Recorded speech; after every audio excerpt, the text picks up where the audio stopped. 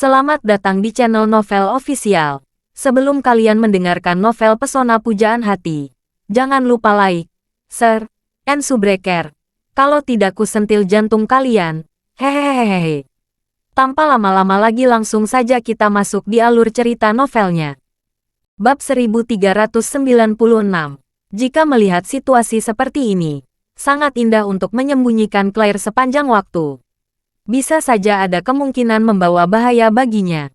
Pada saat ini, Dorothy menatap mata Charlie, dan selalu ada kekejaman di matanya. Menurutnya, Charlie adalah pria tak berperasaan yang mengecewakan Queen. Dia secara alami menjadi duri di sisinya. Dia bahkan memiliki keinginan untuk mengatakan yang sebenarnya secara langsung di meja makan. Tapi Queen telah menjelaskan, dia menyerah untuk sementara. Di meja makan, Claire duduk di sebelah Queen, sementara Charlie duduk di sebelah Claire. Queen meliriknya dan bertanya pada Claire dengan senyuman yang disengaja. "Nyonya Wade, sudah berapa tahun kamu menikah dengan Tuan Wade?" Claire menjawab, "Sudah lebih dari 3 tahun, hampir 4 tahun." Queen mengangguk ringan dan bertanya lagi, "Apakah sudah punya anak?" Claire menggelengkan kepalanya dan berkata, "Belum." Queen sengaja membayangkan pura terkejut dan bertanya, "Kamu dan Tuan Wade sudah menikah hampir 4 tahun, masih belum menginginkan anak. Apa kalian penghasilan ganda tanpa anak?" Claire berkata dengan sedikit malu, "Sebenarnya, kami bukan ding, hanya, bagaimana pengungkapan, kami berdua. Melihat Claire tidak tahu bagaimana menjawabnya, Charlie buru-buru menyelah, "Kami berdua belum siap memiliki anak." Queen terlahir cerdas, dan melihat penampilan Claire yang pemalu dan menyelamatkan Charlie yang tergesa-gesa. Dia tahu bahwa pasti ada sesuatu yang tersembunyi dalam hubungan mereka berdua. Jadi dia sedikit mengangguk, tersenyum dan berkata, "Sebenarnya cukup bagus juga untuk tidak memiliki anak." Charlie tiba-tiba teringat ucapan Queen bahwa dia tidak ingin menjadi ibu tiri di usia muda, dan merasa canggung untuk sementara waktu, tetapi dia tidak marah. Bagaimanapun, dialah yang mengecewakan Queen, bukan Queen yang mengecewakan dirinya sendiri. Claire bertanya dengan sangat terkejut saat ini, "Nona Golding, Anda adalah bintang besar, dan Anda telah berkembang di East Cliff dan luar negeri. Mengapa Anda datang ke Aurus Hill? Selain itu, bagaimana Anda bertemu dengan suami saya?" Queen tersenyum dan berkata, "Saya di sini karyawan menjadi duta iklan Tuan Weaver." Liam langsung memperkenalkan dirinya saat ini. "Halo Nyonya Wade, saya Liam, manajer umum Weaver Pharmaceutical."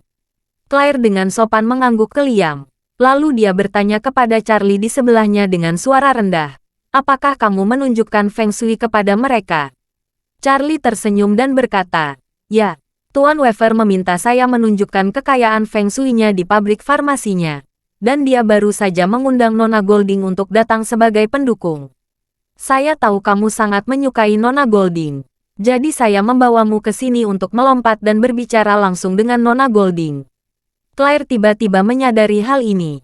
Ternyata bukan suaminya yang mengenal bintang besar Queen, tapi suaminya membantu Liam untuk melihat Feng Shui, dan Liam meminta Queen untuk menjadi duta iklan perusahaannya. Dengan cara ini, hubungan logistiknya sangat masuk akal. Pada saat ini, Queen di samping berkata dengan sangat serius, "Nyonya Wade, Tuan Wade memang sangat mahir dalam Feng Shui. Ini sangat mengagumkan. Saya ada rencana mengundangnya ke rumah saya di East Cliff dalam beberapa hari mendatang untuk melihat Feng Shui. Mungkin pergi selama 3 atau 5 hari. Nyonya Wade, apakah Anda setuju?" Claire segera tersenyum dan berkata, "Tidak masalah, tidak masalah.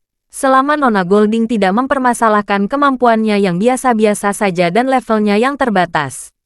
Queen menghela nafas lega, tersenyum dan berkata, "Bagaimana mungkin, Nyonya Wade? Saya percaya Tuan Wade sangat mampu dan kekuatannya pasti luar biasa." Bab 1397. Pada saat ini, Claire sama sekali tidak punya perasaan curiga dan waspada pada Queen yang seperti bidadari. Di matanya, Queen adalah representasi paling sempurna dari wanita kontemporer. Seorang wanita seperti dia yang sangat baik dalam semua aspek. Oleh karena itu, dia tidak pernah berpikir wanita seperti dia akan menjadi saingan potensialnya dalam urusan cinta. Charlie merasa lega saat ini. Dia berencana pergi ke East Cliff dengan tenang setelah Aurora menyelesaikan pertandingan final. Dan diam-diam bertemu ayah Queen, Yule Golding. Bertemu Yule bukanlah tujuan. Tujuan utamanya adalah menyembuhkan kanker pankreas stadium lanjut di tubuh Yule. Yule adalah sahabat baik ayah. Selama bertahun-tahun, dia tidak hanya memberikan rasa hormat kepada orang tuanya selama liburan. Dia juga tidak pernah menyerah mencari keberadaannya. Kebaikan ini harus dibalas langsung oleh dirinya sendiri. Dia juga bisa menggunakan kesempatan ini untuk bertemu Stephen Thompson di East Cliff.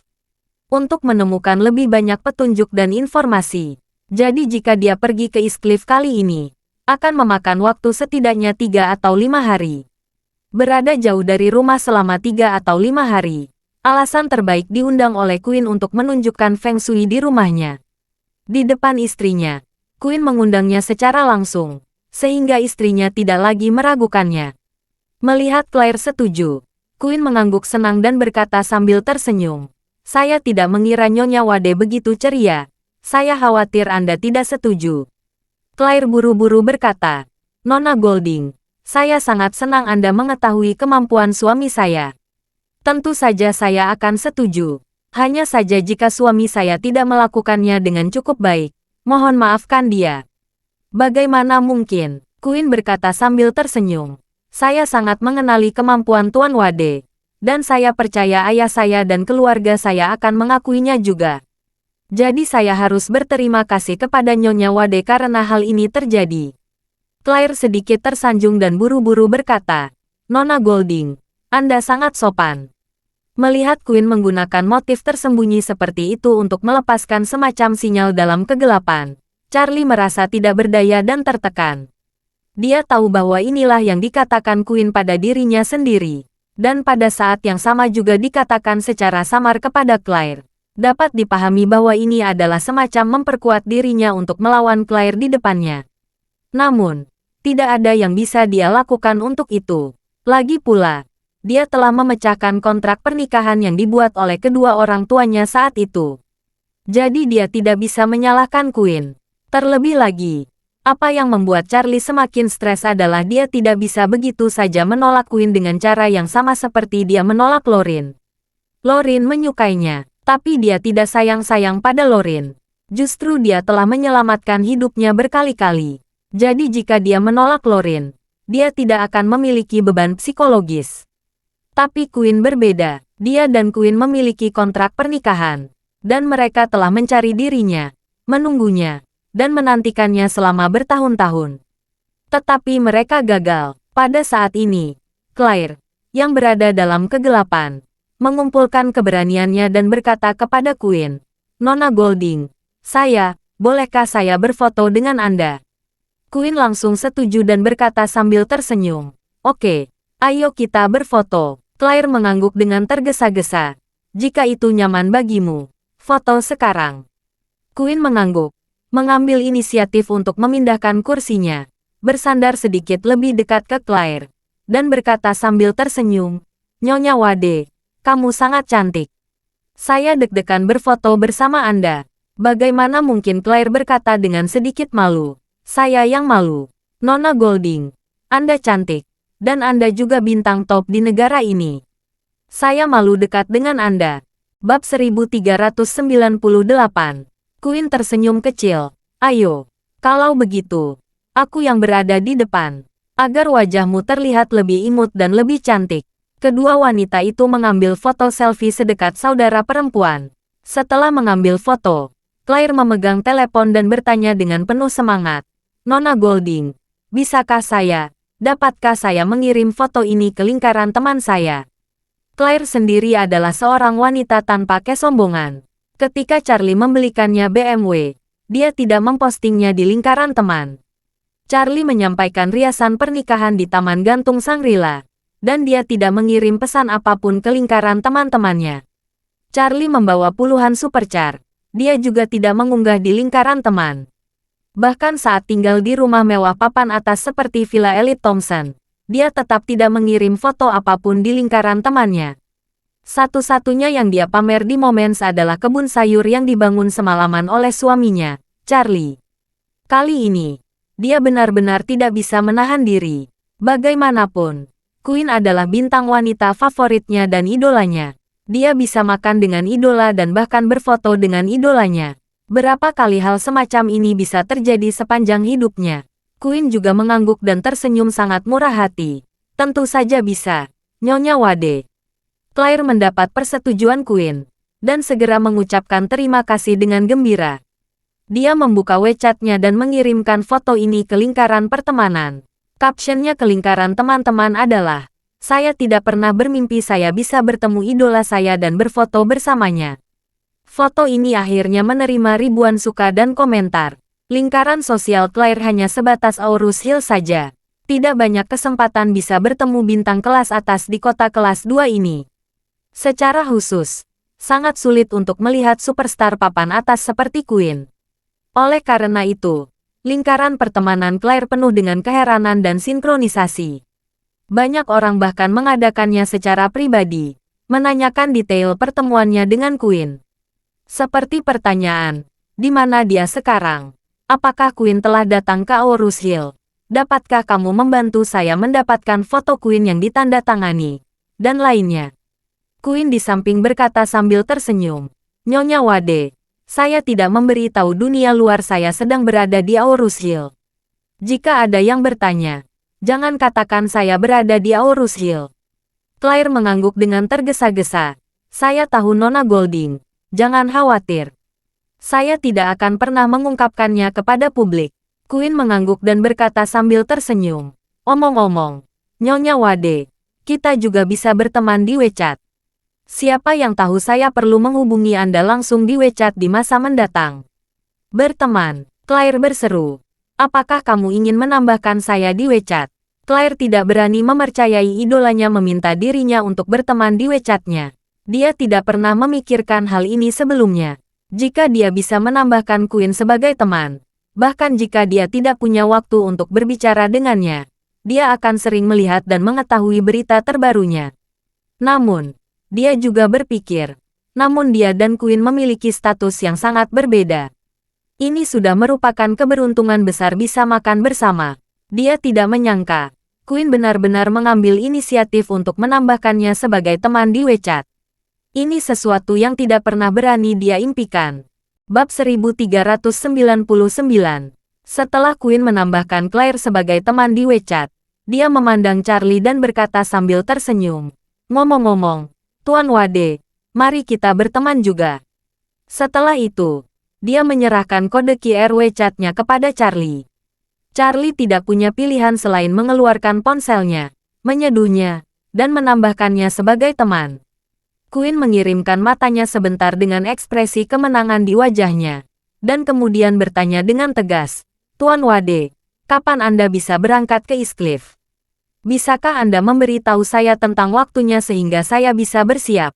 Charlie berkata, "Minggu depan, tapi saya belum bisa memastikannya." Queen mengangguk dan berkata sambil tersenyum, "Tuan Wade, saya dan ayah saya akan menunggumu di Eastcliff." Charlie tiba-tiba memikirkan apa yang dikatakan Queen sebelumnya. Queen mengatakan, setelah dia tiba di Eastcliff dan bertemu ayahnya, dia ingin melihat apakah ayahnya akan memukulinya. Semakin dia memikirkan hal ini, semakin dia malu melihat ayahnya Yule. Charlie mengalami sakit kepala karena ayah dan anak perempuan keluarga Golding ini. Sementara itu, perawatan intensif bangsal rumah sakit Silverwing Aurus Hill, Nanako dan asistennya Hiroshi, dan Jiro dari keluarga Kobayashi, semuanya tidak bergerak. Mereka berdiri di kedua sisi tempat tidur pelatih Kazuki Yamamoto. Kazuki di kasur rumah sakit tampak sangat kuyu. Dokter baru saja memeriksa seluruh tubuhnya. Dokter memastikan bahwa seluruh sistem sarafnya telah rusak parah, dan hampir tidak ada kemungkinan untuk pulih. Mengenai 4 kata berdarah di dahi, masih terlihat.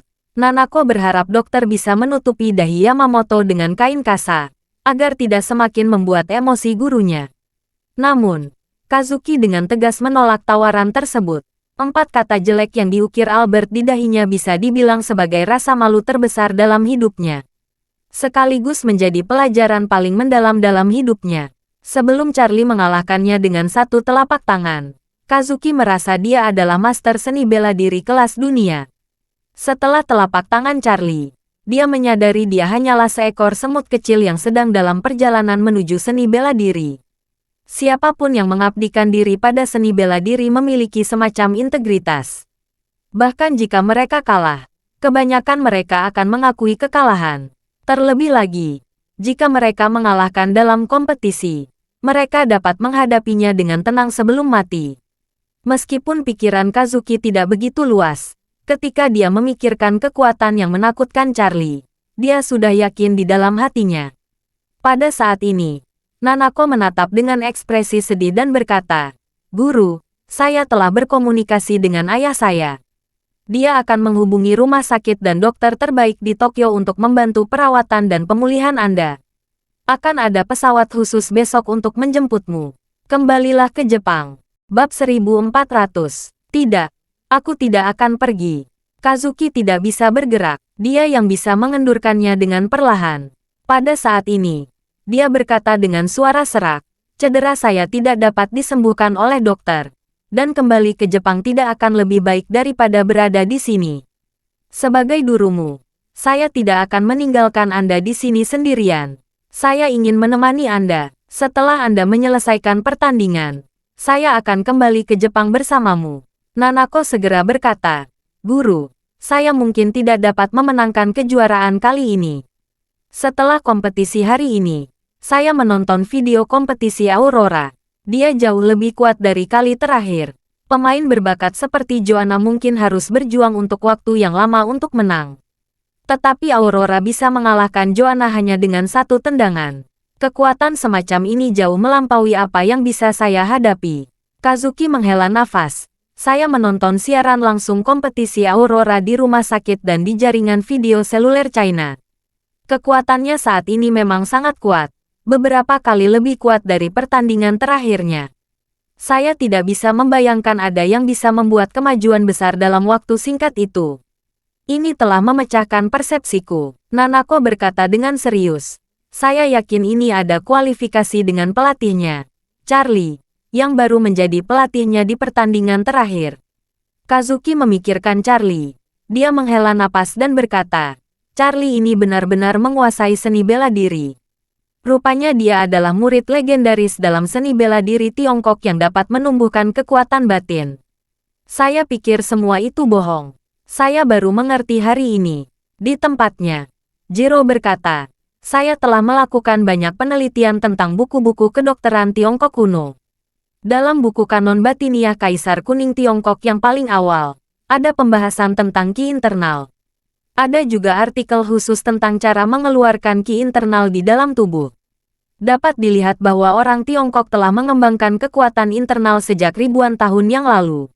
Kazuki berkata dengan penuh pesona, "Saya benar-benar tidak pernah berpikir ada yang dia kekuatan internal di dunia ini.